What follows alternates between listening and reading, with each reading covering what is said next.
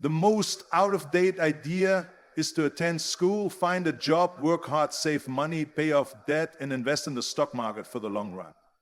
Why would you save money when they are printing trillions of dollars? The difference between 1% and 99% is huge. You see, it isn't just about money. You need to take a step back and look at the big picture. So what do? Every one of us is poor. There's still a poor person within me. There is also a middle class, and they demand security. They desire a consistent wage, and there is a wealthy person. They're all within of us, except that you're not taught to go to school, find a job, and earn a living. You are not taught how to get money if you are a red, rich, or poor father. My rich father refused to pay me. He claimed that the paycheck was one of the most destructive things you could take in your life. According to him, the moment you accept a paycheck, you become an employee. And that is the mindset. So my wealthy father never paid me. It drove my poor dad, a government employee, insane. You've got to pay people. And rich dad wasn't complaining about his wages. He says, you did not want to be a slave to money. So as an entrepreneur, if rich dad fails, I just start another company. I don't need a paycheck. I don't need somebody to look after myself. If my government does not like me, I relocate to another nation because they need entrepreneurs. Mm-hmm. So the entrepreneur is not so much the business as it is the mindset, skill sets, and unique set of rules. You see, I do not operate. Small businesses do not have the same functions as large businesses. Entrepreneurship is an attitude. First, consider your skill set and roles, as well as whether you are an employee or a small business owner. The roles are different. The mentality are different. The skill sets are distinct. What would you tell someone who has never been an entrepreneur and is considering taking the leap of faith to become one? So I'll just tell them what happened to me. I vividly recall my last payday. It was both the worst and happiest day of my life. And I was in Puerto Rico. I was working for Xerox, and my manager gave me my last check, which was a bonus check rather than a payment. I believe it was roughly $30,000 taxed. It is the only issue with that. So I got this check and thought, holy mackerel. Do you understand what I mean? So I was excited, but also disturbed. So this other guy walks up to me. His name was John. And John speaks to me, says, you'll be back. I ask why. He says, because you'll fail. I looked at him and said, look, he used a few expletive words. He left. Xerox failed, and he returned.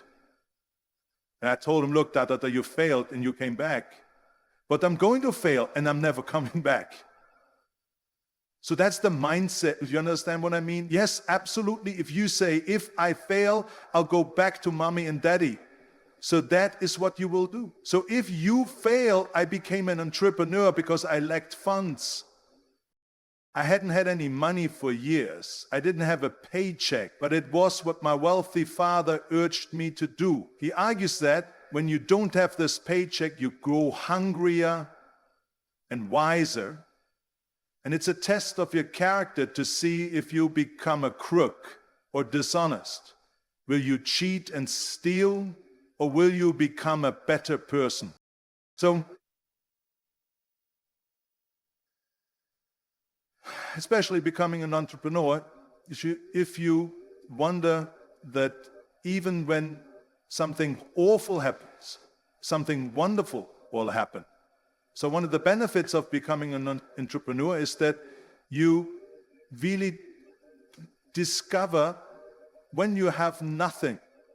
So one of the benefits of becoming an entrepreneur is you really discover when you have nothing. You complete support, not wounds. So one of the benefits of being what But you must ready for whatever may come. You think about the future 20 years, they will be similar to the last 20. You are going to get creamed. You know, whenever you and I go to the grocery and buy a carton of milk, we always check the expiration date. However, most people do not check the expiration date on their brains. Instead, then getting out of debt, I'm getting into debt. You know, I just refinanced $300 million, 0 cents in debt. I went from 5% to 2.5% interest. I've made a fortune. My monthly income is increasing because my cost of living has decreased. So although some financial experts say get out of debt, I say learn how to use it. See, when I returned from 7 days in Vietnam, January of 1973, my wealthy father's first words to me were, go to school and learn how to invest in real estate. It wasn't real estate. It was how to handle debt and taxes. Debt and taxes disproportionately benefit the wealthy. Debt and taxes make the poor middle class poor. So all the rich guys who are physicians and attorneys or whatever are getting creamed, and they have no idea why doctors are getting creamed, or they make more money, but the take-home pay is lower. Sure. You know, I yelled at my doctor and he was pleased. He says, oh, guess what? I eventually made $1 million. And I answered, yes, this was only 3 weeks ago. So I answered, yeah, well, how much do you pay in taxes? He says, $750,000, 0 cents in taxes. So his net worth was approximately $400,000, 0 cents. That's not awful, but when I make $1 million, I keep them. And that's because I don't make enough money by working. See, if you work for money, you are taxed. So that's why the first lesson on Rich Dad, Poor Dad, the rich do not work for money. What we do instead is start businesses. As entrepreneurs, we purchase real estate. I don't want to invest in the stock market, okay? So the rationale is because as an entrepreneur, I have greater control over my income and how much I earn and how much I pay in taxes, given I am both an entrepreneur and an investment.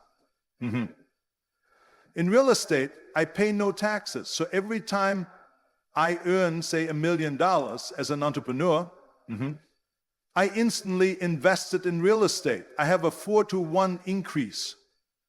So I invested $1 million, 0 cents in real estate. I received $4 million from the bank. That's why I love banks, but they're ruining everyone else, you know? Terrible. But it is beneficial for me. That's why you say that printing is beneficial to you. However, printing is detrimental for people who make a lot of money, since it penalizes savers. And people who work for when they get creamed or when they print data become wealthy. You see, debt and taxes benefit the wealthy while harming the poor and middle class.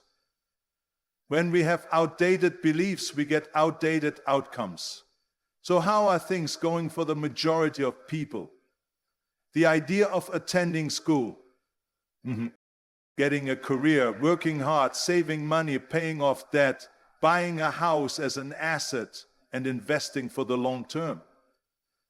It's become outmoded. The world has changed. The world changed in 1971 when President Nixon removed us from the gold standard and money became debt. What if we got rid of schools? So what would happen?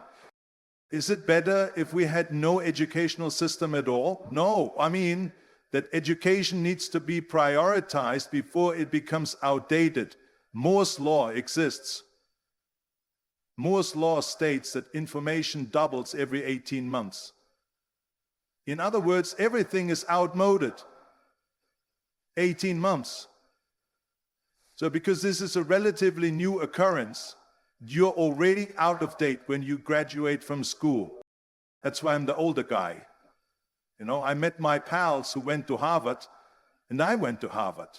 I answered, that was 50 years ago. Today, banks charge you interest to save money. In other words, banks do not want your money because they have printed too much of it. And that is why there are bubbles in stocks, real estate, and so on. People are dumping cash because, as I previously stated, savers lose money and cash is useless. And yet people want a well-paying career. That is no longer a valid idea. Get out. Debt is an outmoded concept. You should study how to get into debt and how to use debt to build wealth. But they will never educate you about taxes. The reason why 1% is so high here, the 99% are heading this way because when money is printed, two things happen. Inflation and taxes will be crushing. And any entrepreneur who thinks I'm just going to earn money and build a business and make a lot of money is really missing the point, guy. You know, that is not what true entrepreneurs do. Most entrepreneurs are small business owners, and there are 28 million of them in America. What is one individual worth out of 24 million entrepreneurs? They're known as non-employee entrepreneurs. As a result, the majority of wealthy people work for themselves, but they're not true entrepreneurs. The self-employed pay the highest taxes of all, and no one tells them.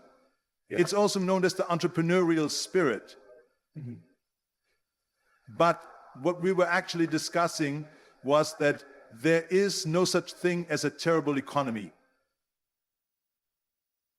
There is an exterior economy, and you and I both have one, as well as an internal one.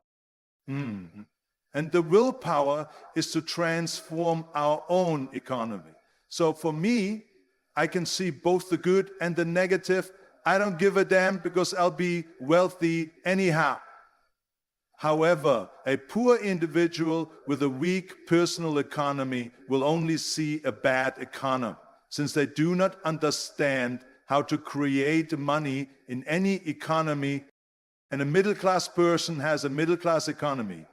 They want a decent house, a consistent wage, a job, and a car.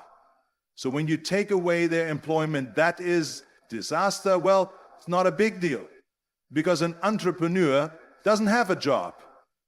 So what I'm saying to folks, as Bucky Fuller taught me, is that there are always two sides. Do you understand what I mean? You are also aware of the importance of using plurals whenever possible. So, if you believe the economy is bad, it is because your own is awful. If you believe that consistent employment is crucial, then you'll witness an economy with no jobs. Your economy against the external economy has what you can control and what you can't. Have control, yeah. It is considered an internal concentration versus an exterior focus. So the true entrepreneur has an internal concentration, but if they fall down, they say, oh, that's okay, because I'm going to go higher. The average individual will fall down and say, oh, I'm going to take some Prozac, or someone has made mistakes. Oh, the mistakes do not matter. Mistakes matter. It means you did not know something. But a true entrepreneur, no matter how far they fall, can always rise again. They can rise back up and go higher, so that no matter what happens to them, they grow stronger, better, and smarter, and happy. Yet people with a poor internal thinking are terrified of what will happen. In general, people are terrified about losing their work. They often lose their employment. Do you understand what I mean? Yeah. Oh God, so everything passes through you. Yeah, so the entrepreneur's first responsibility is to maintain control inside here, not out there. The moment you accept that paycheck, you are an employee. You got to be stronger than that. It's all about internal control.